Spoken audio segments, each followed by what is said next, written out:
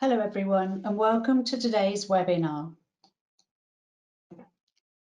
This is by the Global Antibiotic Research and Development Partnership, GARDP. I'm Laura Piddock, Director of Scientific Affairs, and I will be hosting and moderating this webinar on bringing new treatments for drug-resistant infections to all who need them. All webinars are recorded in full and can be viewed after the live broadcast on our Revive website, revive.gardp.org/webinars. I encourage you to visit the Revive website to stay up to date about future webinars, watch recordings of previous webinars, and to find other information about GARDP activities such as antimicrobial viewpoints that are written by international renowned experts. Today's presentation will be followed by a Q&A session. You can submit your questions at any time during the webinar via the questions window in your webinar control panel as shown on this slide. We will ask these questions after all of the presentations today and do our best to respond to as many as possible before the end of the webinar. Today's speakers are Dr. Seamus O'Brien, Dr. François, Franceschi, and Dr. Sally Ellis.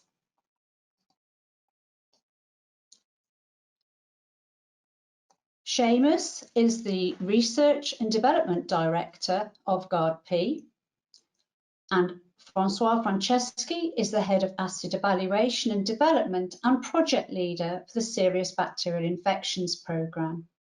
And Sally is the project leader for the Children's Antibiotics Programme. All three of them bring considerable expertise to the GARDP team.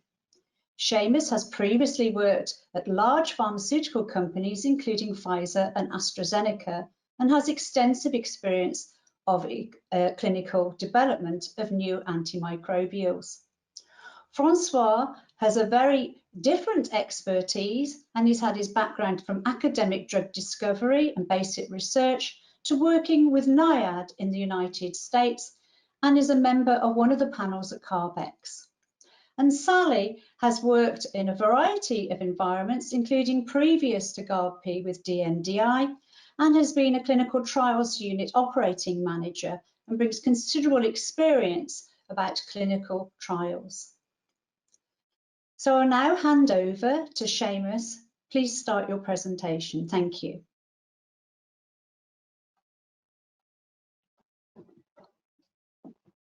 Thank you, Laura, for the introduction. Welcome everybody to the webinar. Good morning and good evening and good afternoon. Today I'm going to provide an overview of GARDP's R&D and our portfolio and the progression from R&D to access. I will also briefly mention those programs and projects not covered by François and Sally. Hopefully we'll have an opportunity in the future to spend more time on those at a future webinar. For those of you who don't know, GARDP is a non-for-profit R&D organisation working with partners to develop and deliver antibiotic treatments for those infections significantly impacting the health of priority populations because of the lack of options due to antibiotic resistance. Our delivery focus is underpinned by a sustainable access framework aiming to ensure responsible use and affordability. GARDP was conceived in 2015 as an output from the WHO's Global AMR Action Plan and created in 2016 as an initiative in the Drugs and Neglected Disease Initiative with WHO as our founding partners. We became a separate legal foundation with our accountability for our own R&D governance in 2019.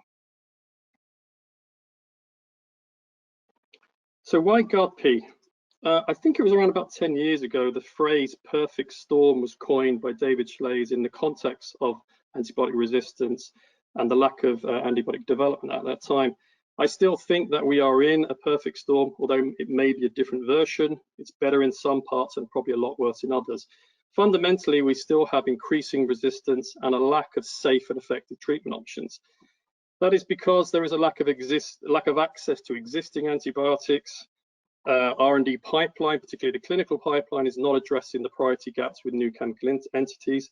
and there is a lack of evidence to support appropriate use of the antibiotics we do have. This impact is exacerbated in priority populations, the elderly in hospital, patients with comorbidities, children, newborn babies, and the sexual and reproductive health in women. This impact is even more so for those populations in low middle income settings.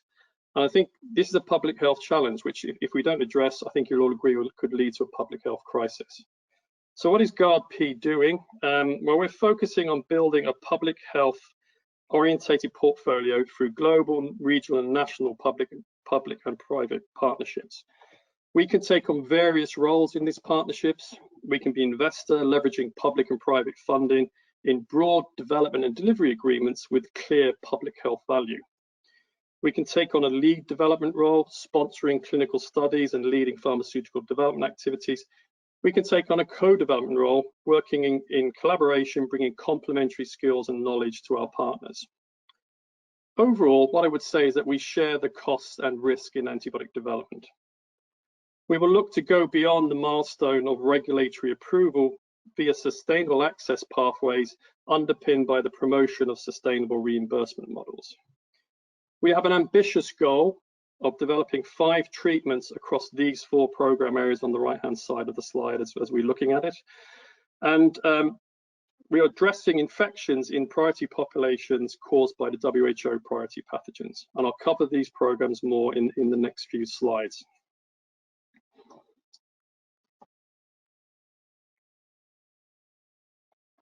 Okay, there are many key players doing great work pushing and pulling the antibiotic pipeline forward. GARDP's priority as an active player in clinical development and pharmaceutical development, and we focus on candidates post first time in man with a clean safety and PK set of data, so that these candidates are ready for evaluation in patients, and we will follow them through to enabling access for clinicians and patients. So this is how we are set up in R&D. These are the 4 R&D programs containing a number of clinical development projects and studies. Serious bacterial infections in adults, which we'll hear shortly from François. And we have 2 programs under the banner of children antibiotics, neonatal sepsis, which we'll hear about from Sally, and also pediatric development of antibiotics and sexually transmitted infections.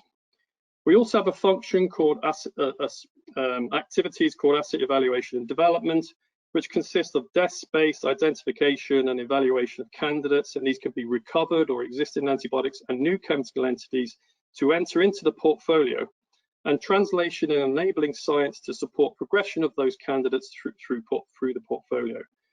In discovery and exploratory, we have a number of library screening projects focused on hit identification through to lead characterization, and exploratory projects looking at underexploited or novel targets. All outputs from these projects will feed into the global antibiotic preclinical pipeline to be picked up by other partners and players.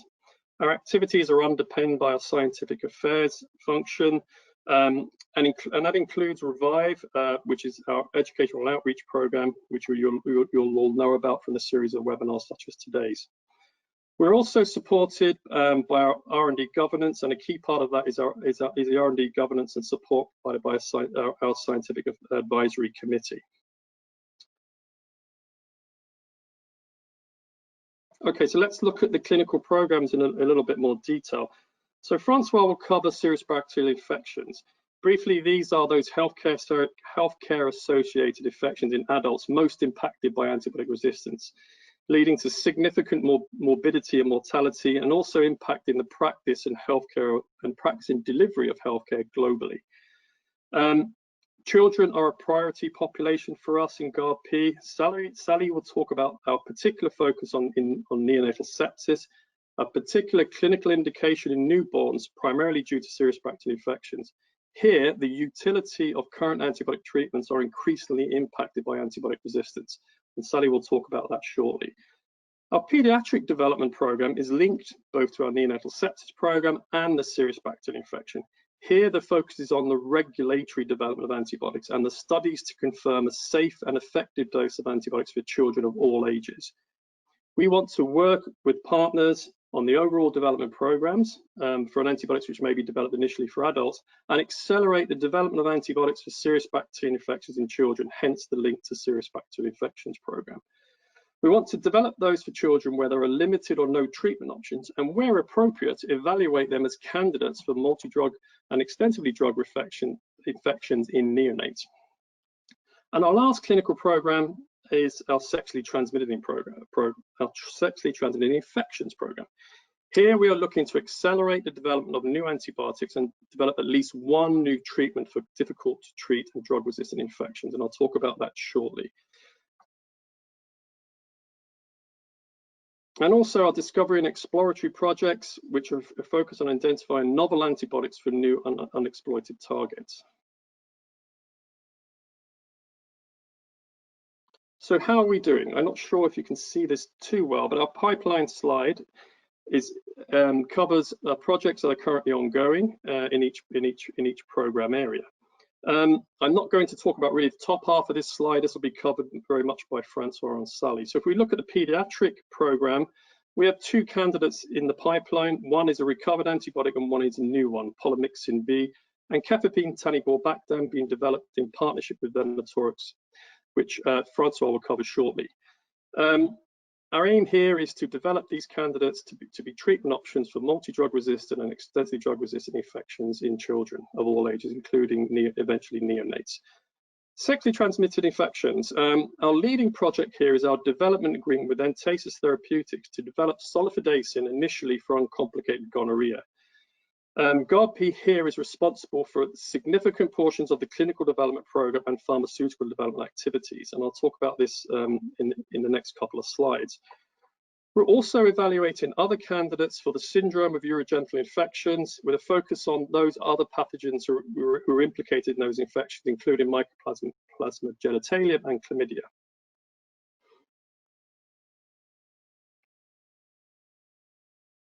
Okay, so I thought I'd finish by really using zoliflodacin as using the zoliflodacin co-development project as an example of how our R&D activities both initiate and are integral to our access framework.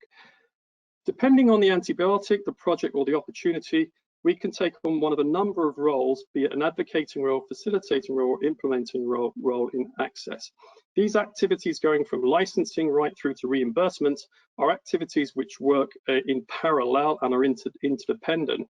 And R&D has a key role in initiating these activities and particularly generating the evidence to support key components of our access framework.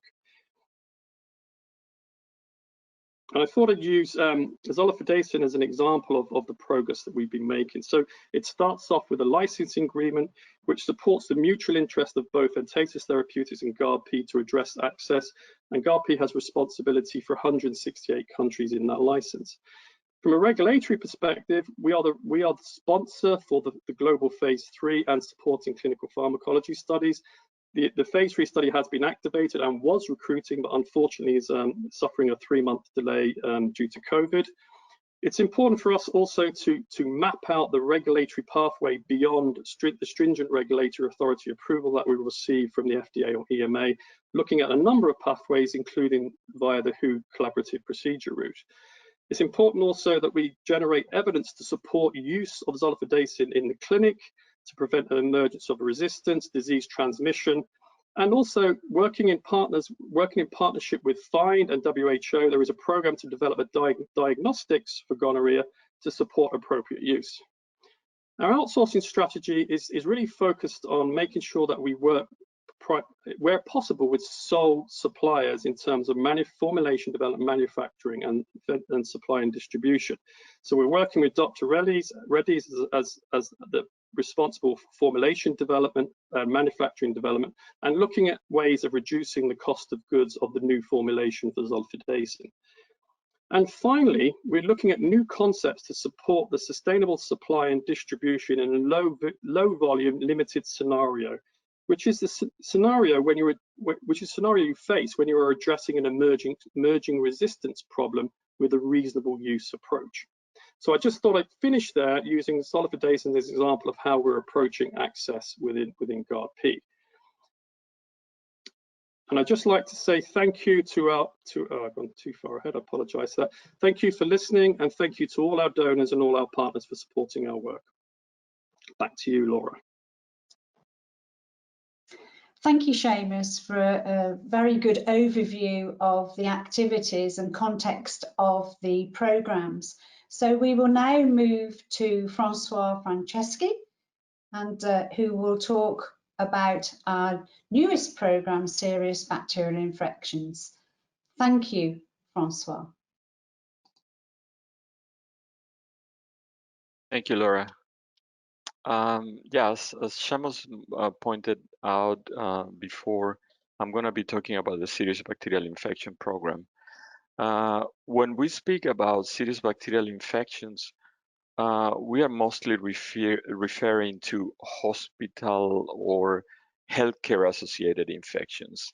And in the next slide, oops, sorry, I went the wrong way. It's too sensitive. Sorry, people. There we are. In this slide here, I wanted just to highlight the burden of healthcare-associated infections. These are data from the European Economic Area, and the measurement of this burden is calculated in disability-adjusted life years, so DALYs, per 100,000 population. This essentially means is years of life lost due to premature mortality, or the years that you have to live with a disability caused by the syndrome or the condition. And as you can see, healthcare-associated infections here in green account for about twice the burden than 30 other infectious diseases combined. And if we narrow down into antibiotic-resistant infections, the burden of antibiotic-resistant infections is comparable to that of influenza, TB, and HIV/AIDS combined. And this is about 170 adjusted disability years, which is a lot. If you consider the number of infections per year in Europe, that will mean about 1.3 or 1.4 years of disability per each infection. To narrow down a little bit more into the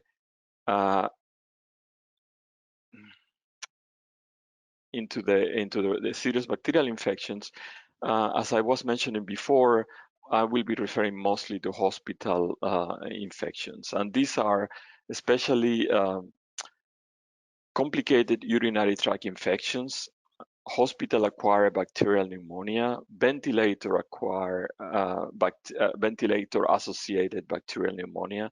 You probably hear a lot about that related to COVID. In the case of associated ventilator infections, complicated intra-abdominal infections, bacterial stream infections, and skin and soft tissue infections. The data here below in this small table refers to the European area and the USA. In the USA, there is about 98,000 deaths per year due to hospital infections. In the economical European area, is about 33,000 deaths that are attributable to those infections, and an additional 110,000 that contribute to the contributed by the infections too. In low and medium income countries, there is less data available, but the indicators that are emerging, they paint a green picture. Infections associated with ventilators and catheters in developing countries are up to 19 times higher than in the US. And this is not only in adults, but also if you look at children, infections among newborns in low-income countries are about 20 times more frequent than in high-income countries. So it's a problem that is very serious. It has very serious implications for the quality of life and also for the economic health of the health systems, these type of infections. In the next slide, I'm going to just briefly talk about the aims and objectives of the SBI program.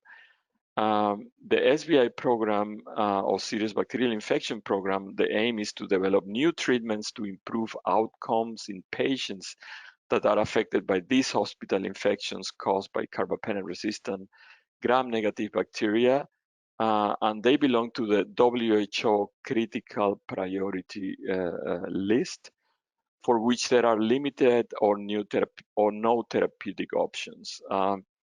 When I say WHO critical priority list, this is a list that was produced by WHO in 2017, and it was essentially highlighting those pathogens that are in critical need of new therapeutics because the current therapeutics are either not working or are not safe.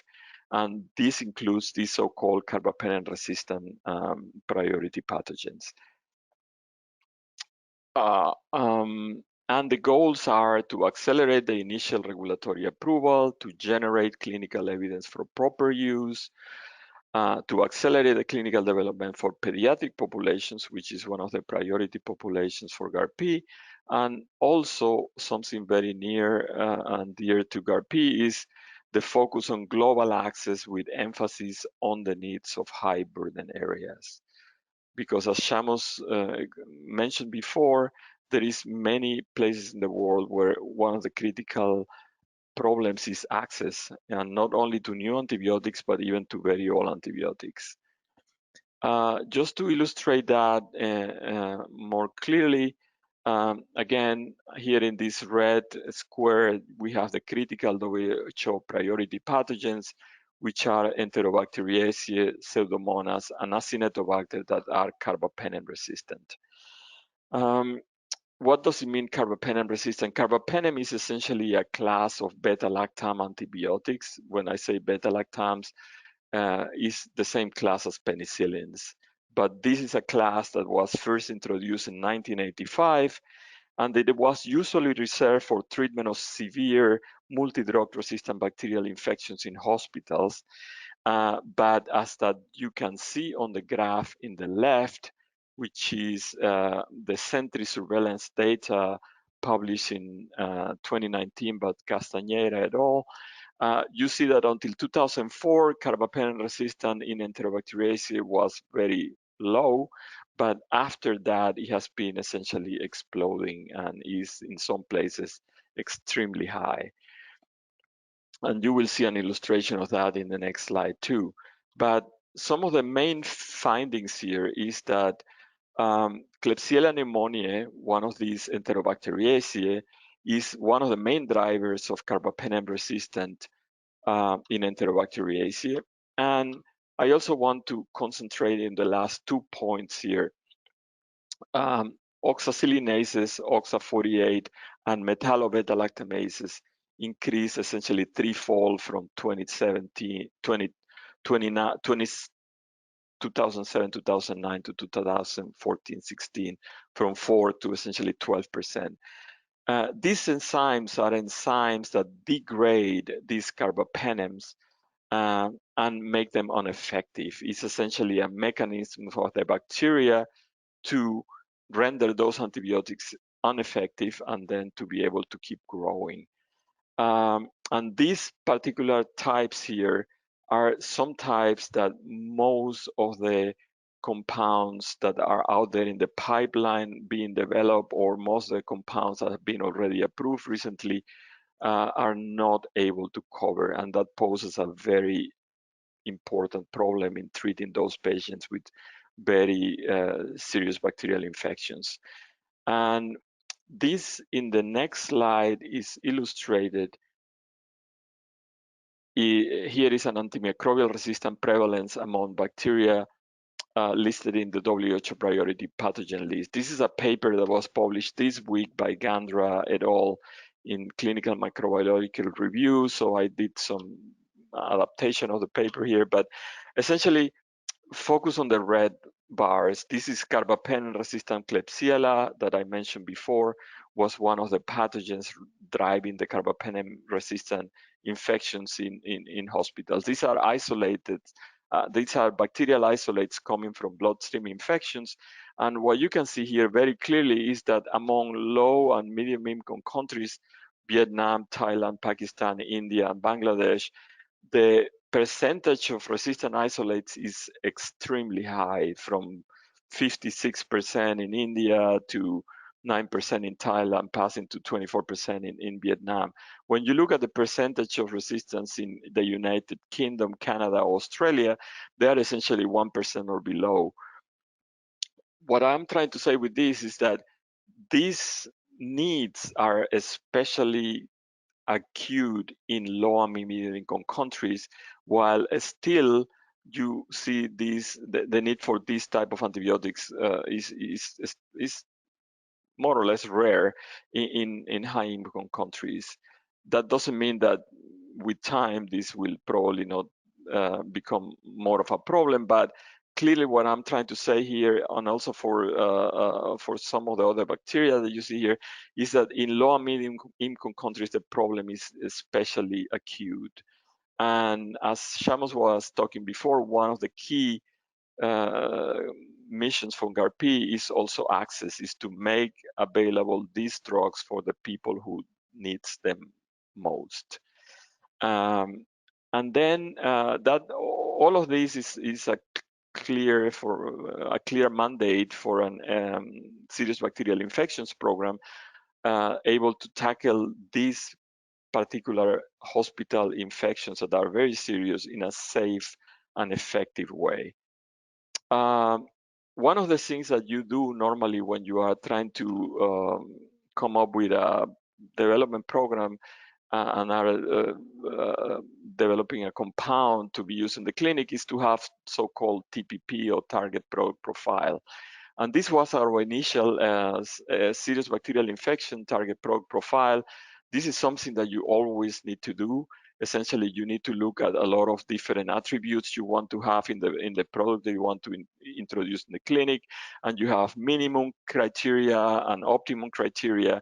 And looking at those, then you do essentially your triage among the things that are in the pipeline, or if you are the developer, you want to have these attributes because that's what you are aiming for.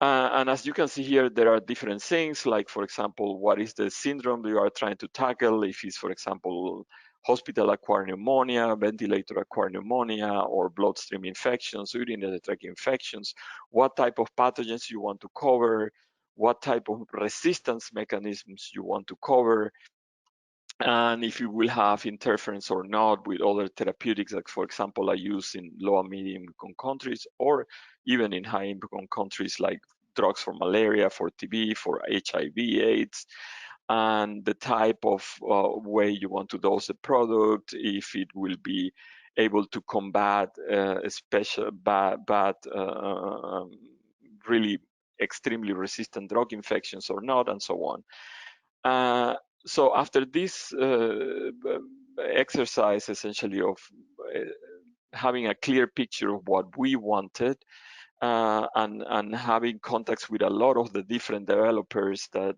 were developing drugs that could fit the bill, there is a two-way component there. It's not only, say, the qualities of the drug, but it's also all what has to do with the business development side, meaning, could we agree on a development path that will be beneficial for the mission of GARDP and at the same time for the mission of the developer, and have access commitments, for example, or pediatrics, and so on and so forth. And this brought us to signing this last March a collaboration agreement between GARDP and Venatorex for the co-development of Cefepime-taniborbactam. I will explain a little bit more in the next slide what this combination means, but I wanted to use this slide also to highlight that this is really a true example of international cooperation into antibiotic development for serious bacterial infections, because this product has been also already supported, or still being supported, by the National Institute of Allergy and Infectious Diseases in the US, by the Wellcome Trust, and by the Biomedical Advanced and Research and Development Authority, BARDA, in the US. Then, looking at the attributes of this compound, if we just decide, like, what are the attributes, you see that it meets a lot of the attributes we have decided we want to have in this program. The only thing that it will not do is to cover for Acinetobacter, which is one of the 3 WHO priority pathogens, but it will cover for the other 2 Pseudomonas and all the other bacteria, Enterobacter Ellis, Klebsiella, Enterobacter E. coli, and so on. And just to explain a little bit more what the combination is, essentially, this is based on what is so-called a beta-lactam, beta-lactamase inhibitor combination. And this is an antibiotic that used to be very effective, but then bacteria produce these beta-lactamases I was talking about before and degrade this moiety here in the circle, which is a beta-lactam, which is common to all the antibiotics in the penicillin class, and makes them not effective anymore.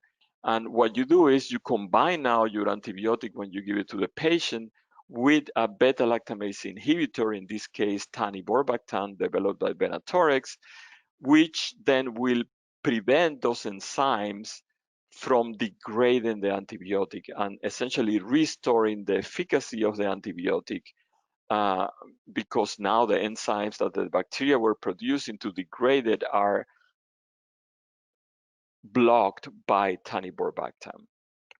Cefepime is a 4th-generation cephalosporin, has been in clinical use since 1996, and it also has good activity against Pseudomonas, and it has been approved for a variety of different conditions, from pneumonia, urinary tract infections, intra-abdominal infections, skin infections. It has been also approved for pediatric use for 2 months and over. And that was also one important consideration for us, because since we are trying to bring these drugs also into the pediatric population, we wanted to have something that could be developed for pediatrics in a reasonable amount of time. And most important too, it has neonatal data already that has the potential to support the regulatory approval of the drug for neonates, meaning from newborns until 2 months of age. And as I mentioned before, taniborbactam is the only known beta-lactamase inhibitor in phase 3 clinical development right now that has ability to inhibit most of the beta-lactamases, including these metallos, which are a very hard type of enzyme to inhibit, and that it has been a problem in many places in the world right now, especially in low and medium income countries. So the Venatorex GARDP collaboration, the agreement provides a framework for an integrated partnership for the development of the combination, Cefepime and taniborbactam. I'm going to talk in the next slide what the 3 main components of this development path are, but also very important for GARDP because of the whole access issue. It provides GARDP rights to commercialize the product in 64 low and medium income countries and in the public markets of South Africa and India. In this slide, we have essentially the 3 main pillars of this collaboration. One is a complicated urinary tract infection trial currently ongoing, where GARDP has done investment in the trial and also has a consultation and oversight role. Then there is the pediatric development, which is being funded by GARDP. GARDP will have a clinical and operational lead for the worldwide plan of pediatric development, together with Venatorex, of course, because it's a collaboration. And Venatorex will maintain the already established sponsor role in the US and the European community. And the 3rd pillar is a carbapenem-resistant pathogen trial, where GARDP will invest in the trial. You have the co-leadership with Venatorex and plans to recruit at least 25% of the patients for that trial. And Venatorex will finish the trial and maintain the already established sponsor role. This trial is especially important because, as I mentioned before, the carbapenem-resistant pathogens are the ones that are in dire need of finding a safe and efficacious therapeutic alternative. And so to show that this combination is able to combat infections in patients that are suffering with carbapenem-resistant pathogens, is a key component of the whole collaboration to generate medical evidence for the proper use of the combination. Where are we right now? In the complicated urinary tract infection trial, the phase 3 clinical trial is actively recruiting patients right now in several locations. The pediatric development, we have had already some regulatory engagement with FDA and an EMA. This is an ongoing activity right now. And for the carbapenem-resistant pathogen trial, we are in the plan of study planning and feasibility studies, which are ongoing right now. In summary, so Cefepime-taniborbactam has the potential to cover an unmet medical need that covers 2 out of the 3 WHO critical priority pathogens, and it has particular relevance for developing countries where these metallo-beta-lactamases and also oxas and carbapenemases are very common, and that right now are being covered only by suboptimal therapies in terms of efficacy and safety. In fact, most of the treatment in these patients is being done by using colistin, an antibiotic that was discovered in the 1950s, then was abandoned for a long time because of a lot of toxicity issues associated with its use, but now essentially has been revived because there is no other alternative to treat those patients. So this combination could provide a safe and efficacious way of combating those infections. Also, this will be aligned with the priority populations we are very keen on targeting, which is children and adults impacted with serious bacterial infections. And this GARDP Venatoric collaboration agreement will support the delivery of a key safety and efficacy database for primary registration in FDA and European Medicines Agency, and a commitment to provide access and key public health data for children, newborns, and patients with these very serious infections that have right now essentially no therapeutic or very suboptimal therapeutic options.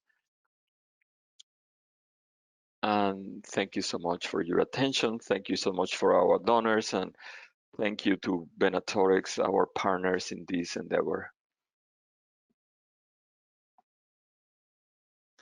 Thank you, Francois, for a very careful elaboration of the background to this programme and how we're currently doing the work and plans for the future. So we will now move on to Sally's presentation, which will give a description of GARDP's children's antibiotics programme, but with focusing on neonatal sepsis. Thank you, Sally. Thank you, Laura, and good afternoon, everybody. So I would just like to discuss a little bit about one of the first clinical programs within GARDP, which was the neonatal sepsis program.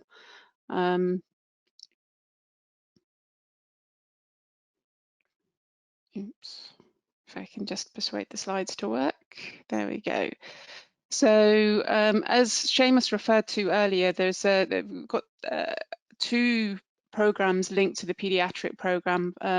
One focusing very much on neonatal sepsis, which is currently focusing more on the older antibiotics, and then latterly there's the pediatric program, which started about 18 months, 2 years ago, where we cover in both old antibiotics but also the new antibiotics. And you've just heard a little bit more detail about one of those with Cefepime-taniborbactam from François.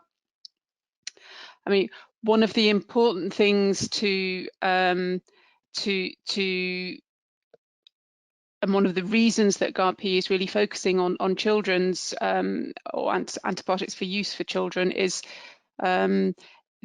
traditionally it's taken a long time for antibiotics once they've been registered for use in adults to be made available for children, whether that be, and that's children of all ages and neonates in particular. and particularly traditionally with some of the older antibiotics, very often the clinical trials have been done only very late to actually determine the correct clinical dose that the clinicians can use, or an evidence-based dose for the clinicians to treat the babies with neonatal sepsis. So that's one of the main, well, a key reason for GARDP to focus on the neonates, and it's even more of an issue in lower middle income country settings. So neonatal mortality at the global, if you look at sort of the table in the bottom right hand side, so whilst you can see that the under 5 and neonatal mortality has been coming down over the past 10-15 years, what has gradually been increasing is the neonatal mortality as a proportion of the under 5 mortality, and a lot of that is being driven by sort of low middle income country settings, so in sub-Saharan Africa and South Asia, so India, Bangladesh as well. And one of the challenges with neonatal sepsis is it's very difficult to diagnose babies, particularly when you haven't got access to very good microbiology, and even if you have got access to a microbiology laboratory, it can take 2 or 3 days to get a result. And even if you do get a result and are able to identify what the organism is in order to determine the best treatment, you still need, the clinician will still need to treat the baby when it's first based on a clinical diagnosis. So one of the things that GARDP is focusing on at the moment is really sort of the clinically diagnosed sepsis, so an empiric treatment for sepsis. And up to 40% of bacterial infections occurring in hospitalized babies are resistant to the standard treatment. So the standard treatment for neonatal sepsis, as per WHO, is ampicillin gentamicin. It has been for 50 years, and part of the challenge that they face, and the reason why it has remained the standard of care, is because there's been a lack of an evidence for them to make a change in that recommendation. Now, in some settings, ampicillin gentamicin is fine, and the bacteria will respond, mainly in more community-based setting. But as you can see from the graph on the left-hand side, there is increasing resistance in some settings in India and Pakistan, as mentioned previously.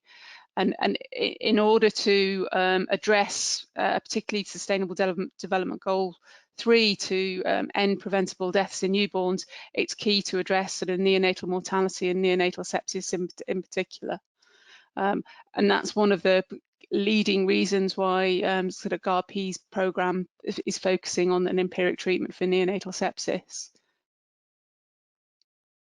So the main goals of the program, as I say, are really to develop the treatment for clinically diagnosed sepsis for use in settings where the current WHO standard of care can no longer be used due to antibiotic resistance. In order to achieve that goal, we really need to identify potential antibiotics that could be used in place of ampicillin gentamicin, and then conduct any clinical trials or observational studies, including a microbiological evaluation to identify which antibiotics to take forwards, fill the evidence gap in actually how babies are treated for neonatal sepsis, particularly in resource-constrained settings in low middle-income country settings. There's a lot of data in high-income settings, but there's been much less data, particularly on the clinical diagnosis for neonatal sepsis. And also develop a network of hospitals that are able to treat babies, but also conduct research in order to be able to inform improved treatments in the future, and then use that information to then inform treatment guidelines and then foster appropriate use for novel treatment regimens in the future.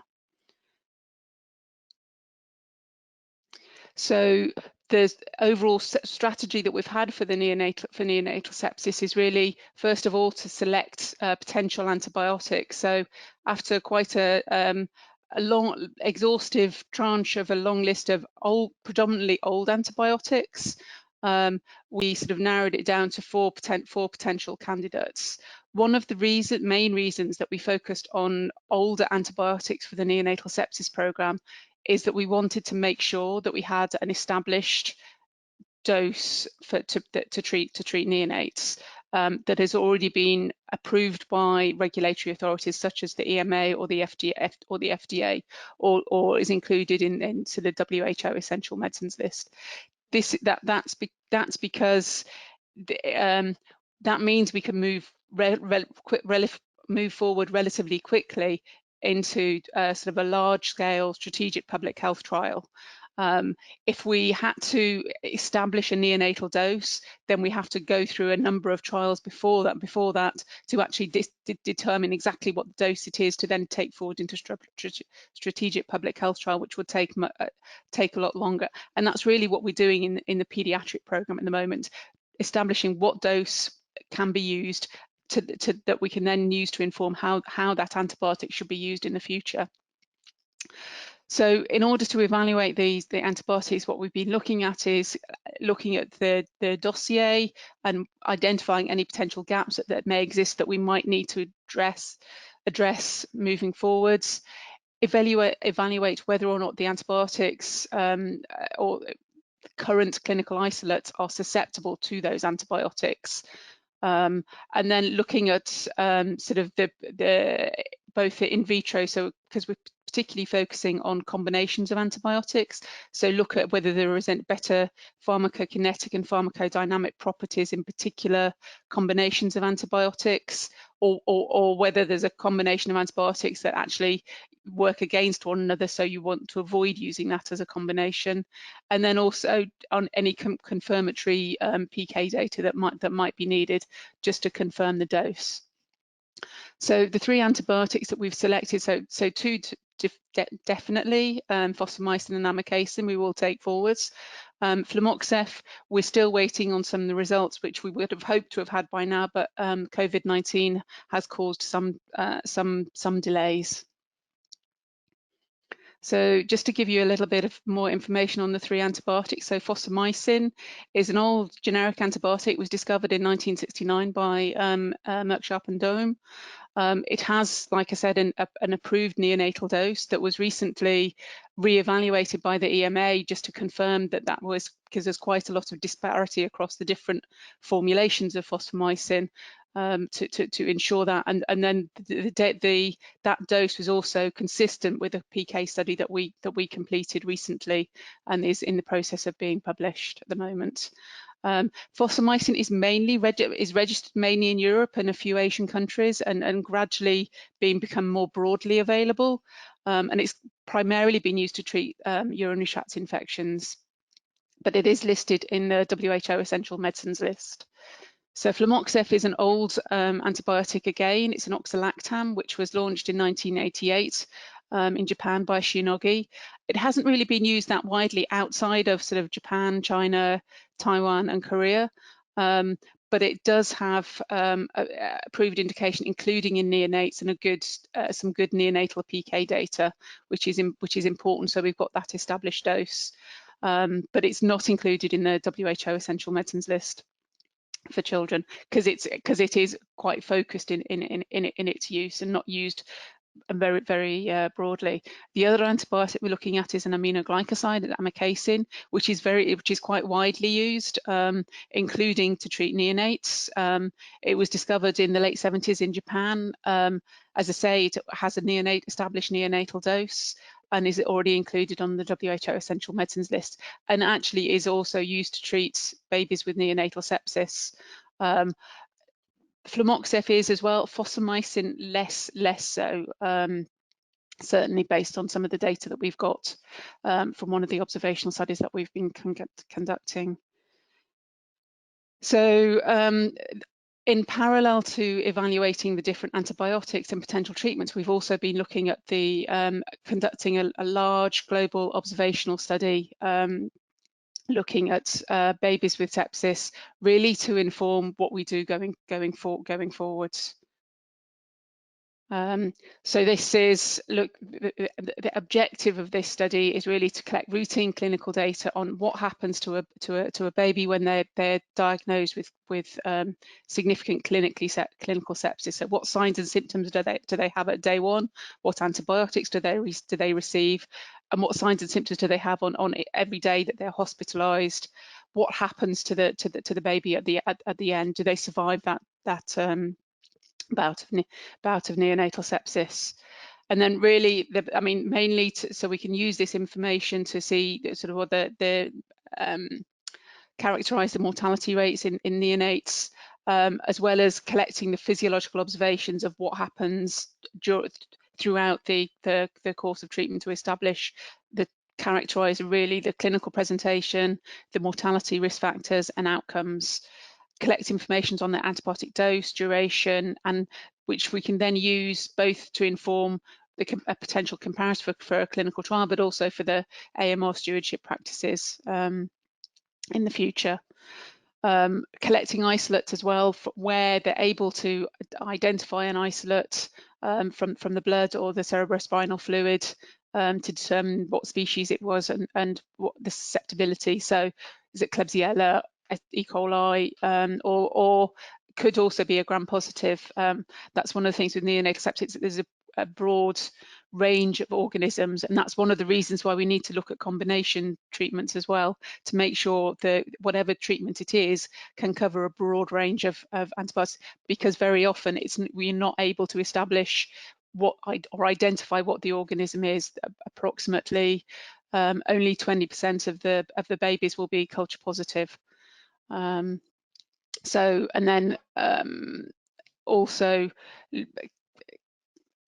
collect a sort of a cohort of babies where they've got a bloodstream infection with either culture-proven meningitis or due to a carbapenem-resistant organism, really to inform what we do in the future with drugs like Cefepime-taniborbactam. So for the observational study, we had 19 sites in 11 countries. We completed enrolment of that study at the end of February, and we're just in the process of going through and checking all of the data, and that should be completed by the end of this month. As you can see, sort of the enrolment was relatively quick. It was just over 12 months, and we enrolled over 3,000 babies, both in the clinical cohort and the microbiology cohort. For that study, and then we'll use that information, from make a decision on which antibiotics to take forward in combination, which could be any combination of fosfomycin, flumoxif, and amikacin. The information that we get from the observational study to really perform a sort of an empiric treatment trial, which we would hope to be able to start towards the end of next year, once we've collated all of the information, and also have the necessary sites identified and ethics and regulatory approvals for the conduct of that trial, that we can then, and that the ultimate objective of that trial is to then provide the evidence to WHO to inform a potential policy change, assuming the trial is successful. So this, whilst it's been a considerable amount of work, it wouldn't be possible without a large team of partners, whether that be within the sort of academic community with St George's and the MRC Clinical Trials Unit, but also the University of Liverpool and Institute of Child Health, but also Penta, which is an Italian Infectious Diseases Foundation, and the participating sites from very many hospitals in India, South Africa, Bangladesh, China, Vietnam, and Thailand, Uganda, and Kenya as well. And last but by no means least, the patients and their parents that allow them to participate, whether it be in an observational study or as part of a clinical trial. So that's, thank you very much for your attention, and back to you, Laura. Thank you, Sally, for an excellent presentation. So we will now start the question and answer session. As a quick reminder to the audience, please send your questions via the questions window on your webinar control panel, as indicated on this slide. We will do our best to respond to as many questions as possible before our time runs out. So, moving to the first question.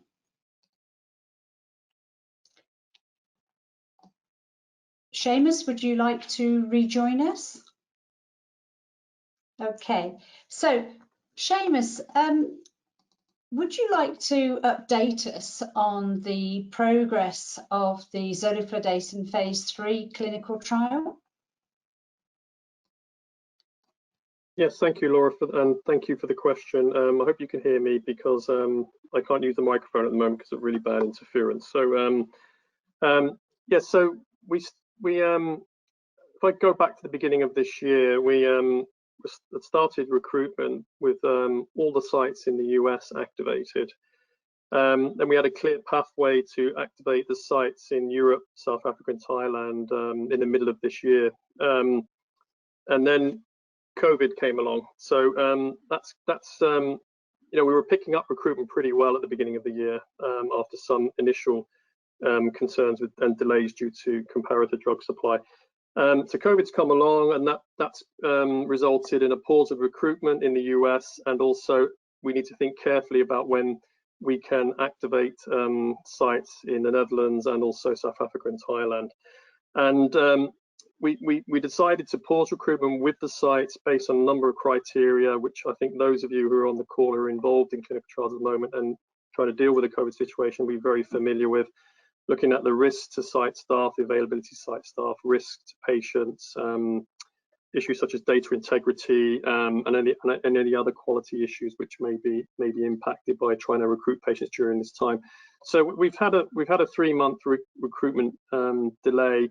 We're hoping to start up recruitment any day now, but it will be a very gradual process because each site in the US, for example, are impacted differently, and there are different impacts when you go from one state to another currently in the US, as is the same in different countries around the globe. So we hope to pick up soon. We also will have a different challenge, for example, in South Africa, being Southern Hemisphere and coming into COVID at a different time of the year, and we need to think about that very carefully. We'll address any startup of the study based on the ability of the sites to introduce recruitment again, based on protocols to deal with the situation during COVID, and again following the criteria that we had in place to pause recruitment. And we hope to be able to learn by gradually lifting the recruitment phase. We can use that learning to support other sites both in the US and the other countries that we're conducting the study. I think that's what I will say in terms of the phase 3, but thank you for the question. Thank you, Seamus.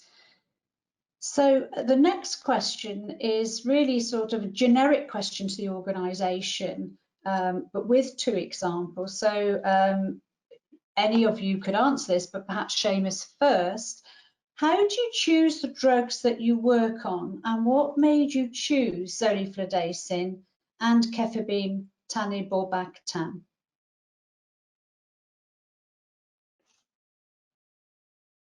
Seamus, would you like to answer that first? Yeah, I'll go first. So we have our priorities were set right at the beginning, and they are still set by the WHO. So we look at the WHO priority pathogens and look at those populations which are most impacted by antibiotic resistance. We look to see then with the next level down where we think there are gaps in terms of treatment options for patients. And if you look at from an STI perspective, what we saw there was that there's increasing non-susceptibility to azithromycin. There is some, although albeit rare, cases of non-susceptibility to both components of standard of care, both azithromycin and ceftriaxone. And we saw there was a real need for other treatment options to come forward, and zoliflodacin having good antimicrobial coverage, safety from a phase 2 study, and some efficacy from a phase 2 study, was a very promising candidate to go forward in terms of our first clinical project within our STI program.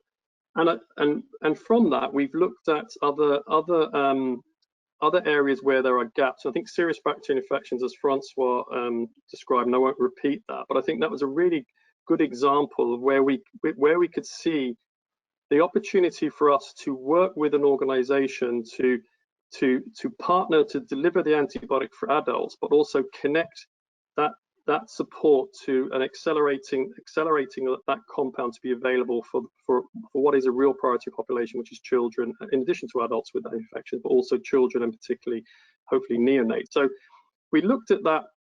How do we select working or discussing with Venatorix to go forward and working with? And we looked at the clinical need.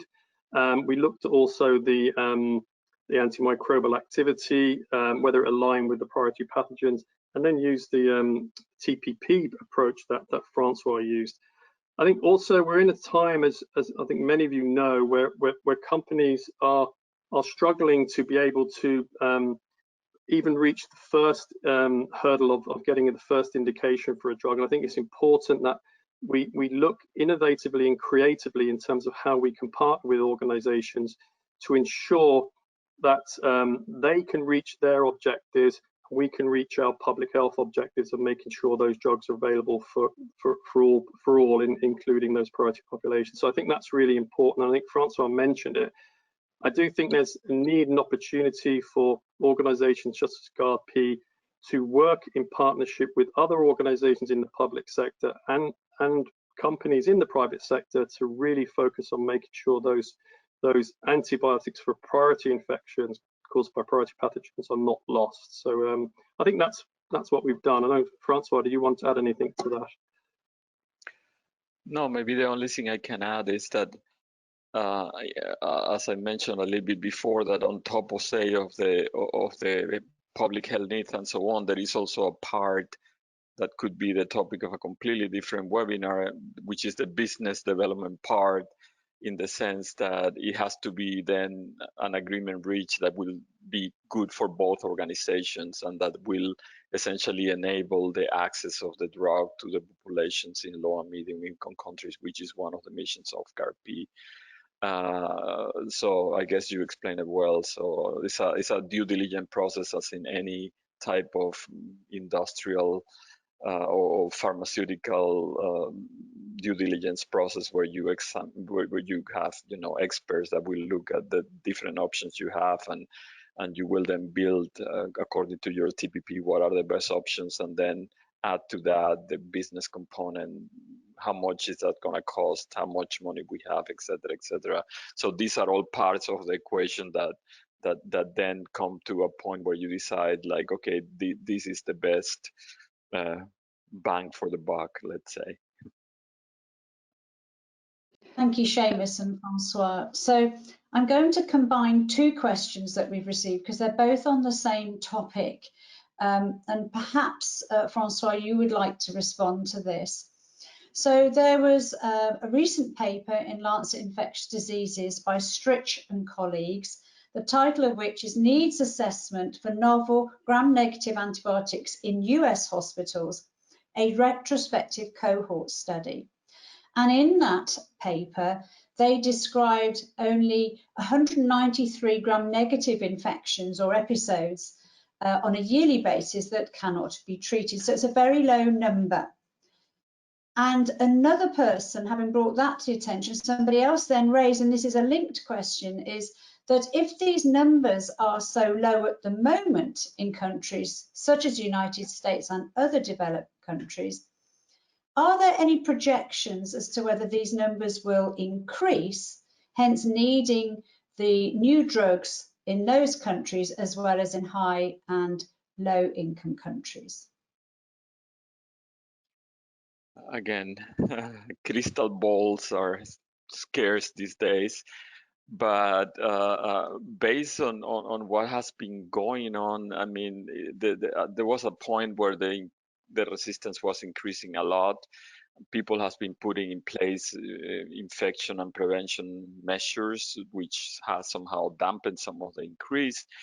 But again, bacteria have been evolving for billions of years now, so you want to say that way, and they will always find a way to survive. And that's why, in a sense, I guess one of my answers to that question will be that also points out to the need of have a sense of global development, in the sense that if you are going to develop a drug only for the high income countries, which is going to be used 200 times a year, maybe you wouldn't have, even if there is incentive, it will be very hard to make the economic case for that drug. But when you look at the number of cases in low and medium income countries and the needs, the real unmet medical needs happening there, then is when you can say, well, we have to somehow find a way to put a real value, a societal value on antibiotics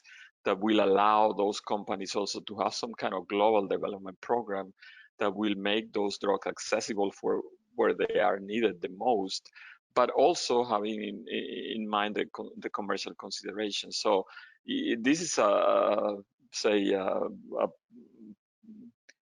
moving target right now, and there is many people trying to approach it from different times, but it's clear that the current economical environment for antibiotic development is not great. And based on those number of cases, people will say, well, what was the point of developing this? But the problem is that there is a significant amount of the world population that is having those infections, and they have very poor choices to treat those infections. So I don't know if this answers the question, or if any of you wants to add something else. Laura, thank you. Yes, Seamus, would you like to contribute? Yeah, I think Francois covered it really well. I think what I would say is we completely understand that normally those companies that are really driving antibiotic development that are still in the game are US based, and US market is really important, but particularly to attract investment in there. But I think that's where we have the problem, that a lot of the resistance issues and the clinical impact and burden of those are felt outside of the US, and we need to really address that. I think it's a good question around projection of resistance and leading that to clinical impact. I think we can do as much surveillance as we can, and that's helpful, but we really need good clinical epidemiology to really demonstrate the impact of resistance on and the burden of resistance on morbidity and mortality. And I think if you stay tuned for the outputs of the neonatal observational study, because that's really going to demonstrate how the issue that we see of antibiotic resistance in a real clinical setting from that study. We do need more data on that, because there is a lot of anecdotal data which we've gathered ourselves from visits over the last couple of years, but we need to bring that together to really demonstrate that there is an issue, a consistent issue in many ICUs, pediatric ICUs and NICUs as well, in lower middle income countries, which is due to the resistance mechanisms, which in the US and maybe other countries are not seen to be as much of a resistance. So I think we need to really bring that evidence together. Thank you. So the next question is for Sally. Does developing an antibiotic for children differ from adults, or is it more the regulation involved in approving drugs for children is more complex? So generally, when you developing an antibiotic for use in children, usually it has to be developed in adults first. So you've got a reasonable amount of efficacy, so we'll have safety and efficacy data, and you'll have an established adult dose.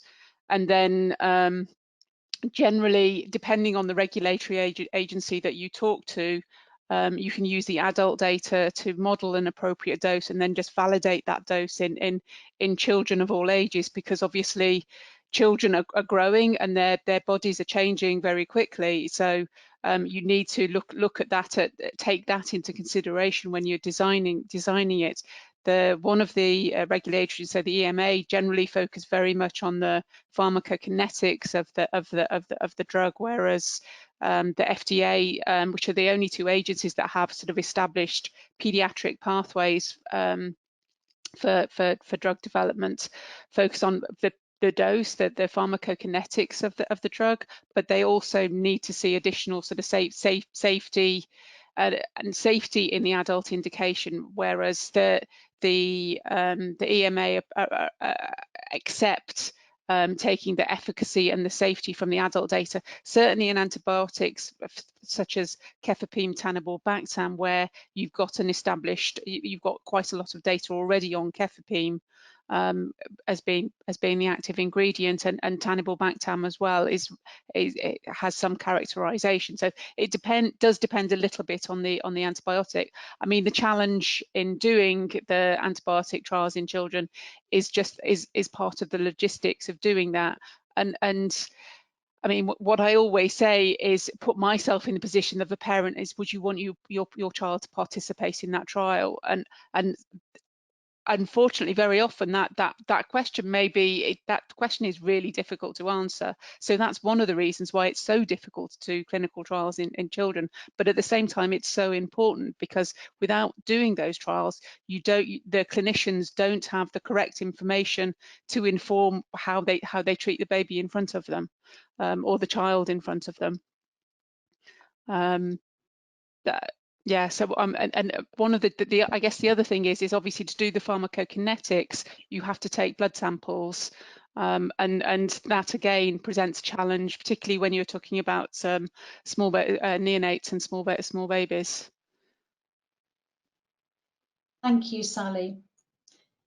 So, François, do you know if Acinetobacter baumannii is on the high priority list? And the basis for this question is that the person who's asked it has stated that they have a new molecule with high activity against that species, but can find little interest from investors or companies because it has such narrow activity.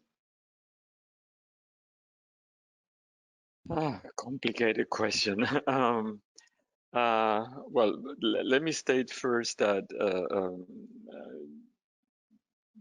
GARDP concentrates mostly, not exclusively, but mostly on the late clinical development of molecules. So there are other people helping, like NIAID or Carbex, that have done a wonderful job of supporting molecules until they reach the phase 1 clinical studies. Going back to the question, it is true. I mean, it is a very difficult proposition. In fact, the FDA had a workshop about 2 years ago where it was about developing antibiotics for a single pathogen. And I remember that everybody came out of the workshop essentially sad, because it was like, this is a very hard thing to do economically and practically.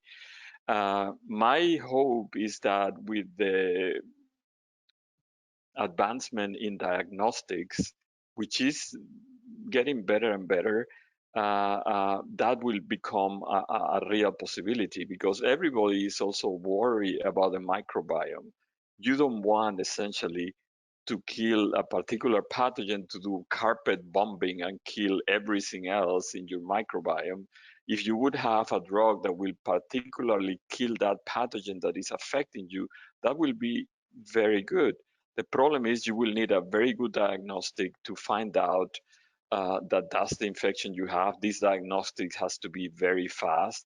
And it's paradoxical in the sense that infectious diseases is one of these disciplines where you treat the patients empirically. So because the first hours of treatment are crucial, so you start treating with whatever you think it will work, and then you wait for the results. But in the case of a compound that will only target a particular pathogen, it's especially critical to have a very good, very rapid diagnostic method to make that a possibility to succeed. So I would say things are moving. Hopefully we are moving in that direction where we will not have to use very wide spectrum compounds to treat an infection, that we could do some more targeted therapy, but I would say we are not yet there, and that's why maybe some investors will walk away and say, yeah, this is just too difficult, because I mean, it's already difficult with any antibiotic no matter what. So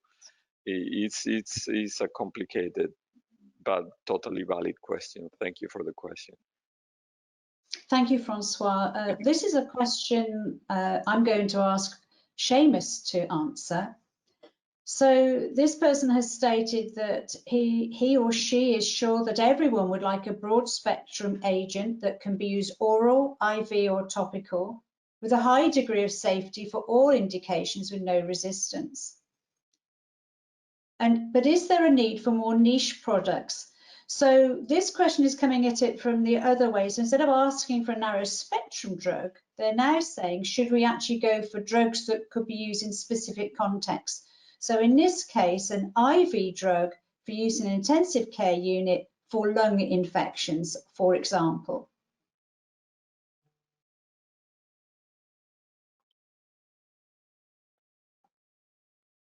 So Seamus, yeah, sorry for that. I was just muted because there was a bit of background noise here. Yeah, it's a really good question.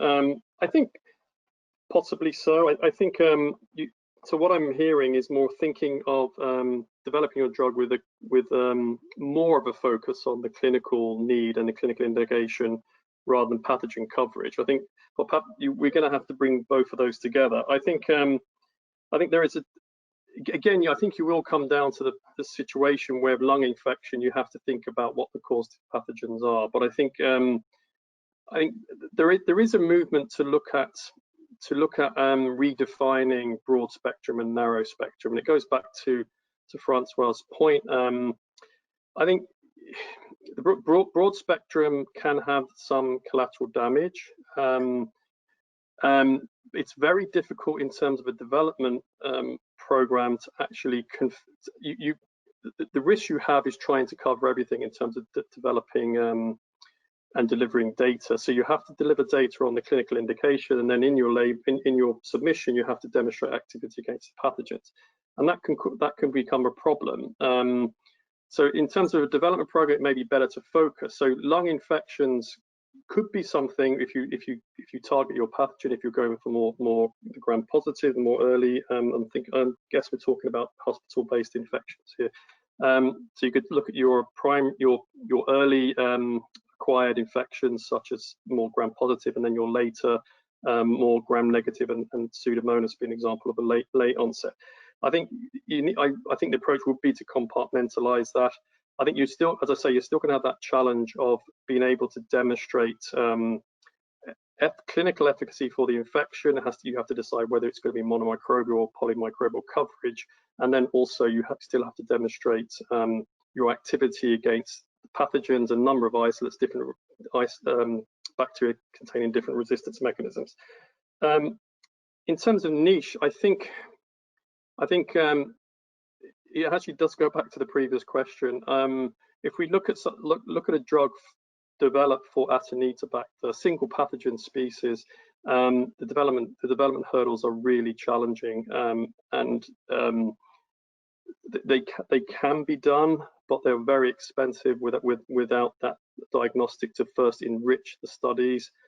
And eventually, I think the question is, how do you use the drugs? And I think that's where we have to spend more time, because the development pathways, which have been great because they mean that more antibiotics have been approved over the last number of years, which eventually could be used for multi-drug resistant infections. And they've gone down the routes of getting approval first for urinary tract infections. However, they won't be used predominantly in those infections. So we need to generate data for the more, if I can call it that, more serious infections caused by MDR, XDR pathogens.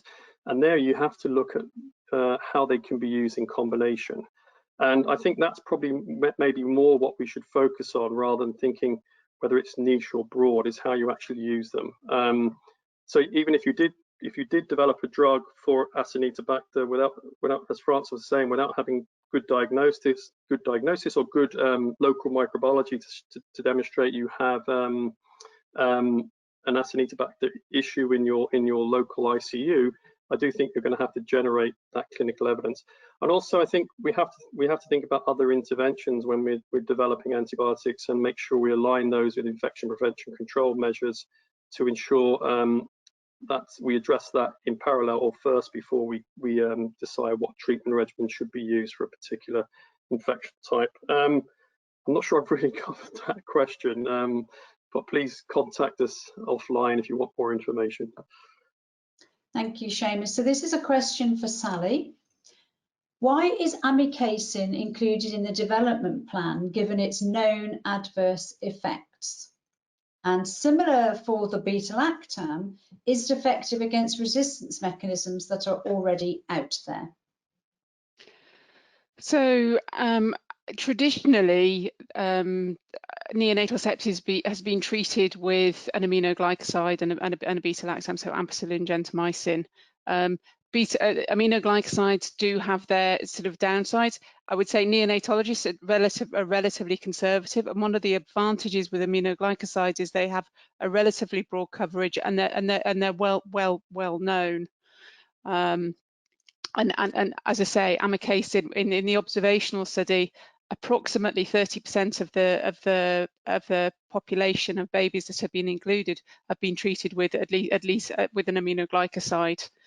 So that the knowledge of their use is quite broad. In terms of the beta-lactam, yes, it covers some, but it wouldn't cover all. Particularly, so the type of resistance mechanisms that François was talking about, it wouldn't cover a lot of those. But that's not the type of population that we're going for. What we're focusing on is much more what we call the ESBL, so extended spectrum beta-lactamases, rather than the infections that are caused by carbapenem-resistant organisms, that the likes of which François was talking about, where Cefepime-taniborbactam could be used. We completely acknowledge that the sort of antibiotics that we're looking at for an empiric treatment in settings where ampicillin can't be used, because what we want to do is to avoid clinicians having to move up to carbapenems very quickly, which will then exacerbate the resistance to carbapenems, which is already being seen in some settings, particularly in sort of middle income countries in particular. Thank you, Sally. So, Seamus, I'm going to ask you the next question. This person has said, my impression is that we are doing little for the discovery of novel antibiotics, probably because of the lack of support for the discovery phase. Does GARDP provide support to teams, small, medium enterprises or startups which are focused on novel antibiotic discovery?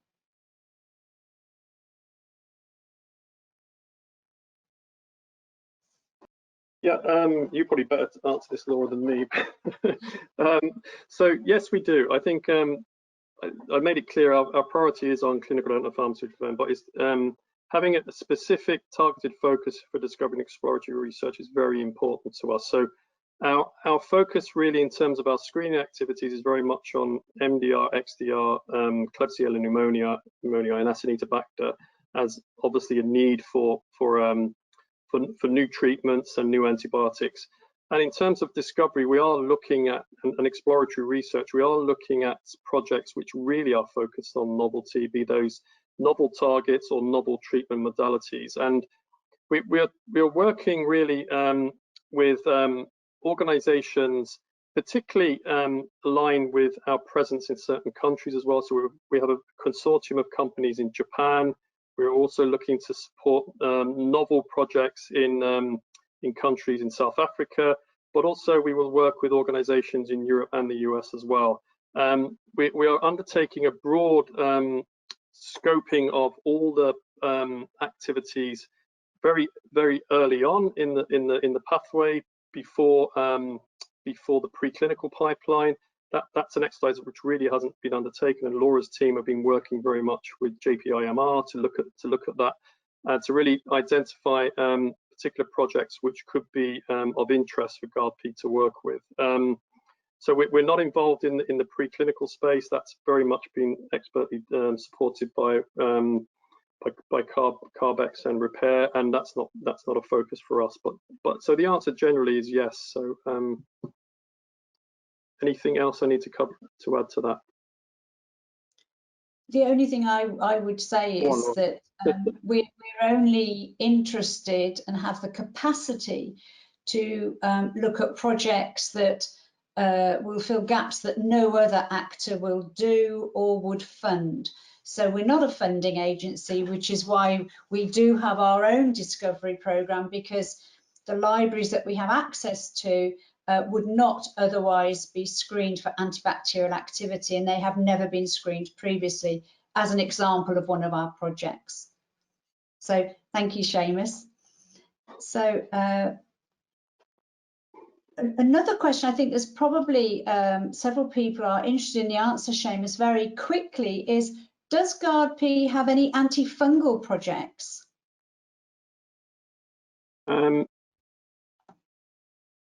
I thought I was muted. No, we don't at the moment. So the way we're approaching antifungals is trying to approach it from the population perspective. So we're looking to see whether there are any of the particular populations we're currently working with across those 4 program areas that you heard of, and trying to identify as a first maybe step into antifungals, are there any particular populations which are particularly impacted by fungal infections? And our primary focus is going to be on neonatal sepsis, to see whether non-albicans Candida species are an area where we could support. I think more generally on antifungals, I think we do need to address where the unmet need is, because there are a lot of companies who have been involved in obviously oncology therapy, and that may be a route to maybe fund some additional work in developing antifungals for invasive fungal infections, which are obviously an issue for patients undergoing chemotherapy, be it for hematological malignancies or solid tumors. So we are constantly reviewing it, but that's our approach, really, to look at the priority populations first.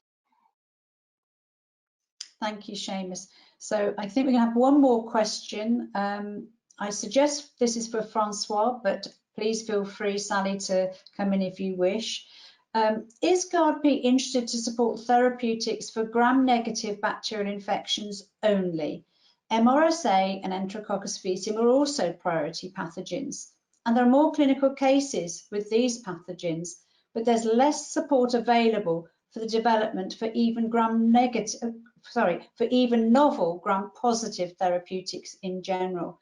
So I think this question is saying there's a lot of gram-positive infections around, but is GARDP only interested in gram-negative?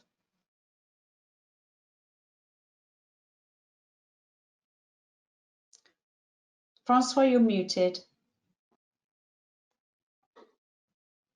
Sorry. It's again a matter of priorities and funding.